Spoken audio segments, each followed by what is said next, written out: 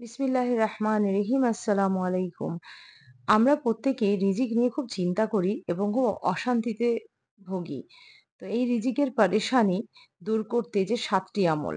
১ম, প্রচুর পরিমাণে দরুদ পাঠ করতে হবে। এটার কোনো বিকল্প নাই। হাঁটতে, চলতে, উঠতে, বসতে দরুদ পাঠ করতে হবে। প্রচুর পরিমাণে ইস্তেগফার করতে হবে। আল্লাহর কাছে নিজের জানা অজানা সমস্ত ভুলের জন্য ক্ষমা চাইতে হবে। পুরো দিনে যতবার ইচ্ছা লা হাওলা ওয়ালা কুওয়াতা ইল্লা বিল্লাহি পড়তে হবে। ঘুমানোর পূর্বে শুদ্ধভাবে ভালোভাবে উযু সহকারে ঘুমাতে হবে। মানুষকে দেখে আগে সালাম দেওয়ার চেষ্টা করতে হবে। কারণ সালামের মধ্যেও নেকি লুকিয়ে আছে।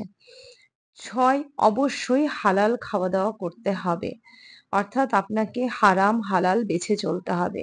কোনটা বারণ, কোনটা খাওয়া সঠিক হবে সেইটা ভেবেই খাওয়া-দাওয়া গ্রহণ করতে হবে।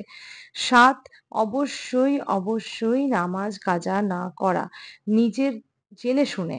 অনেক সময় আমাদের পরিস্থিতি বা কোনো কাজের পারপাস বা কিছুর কারণে হয়ে যায় কিন্তু জেনে শুনে করবেন না ইনশাআল্লাহ।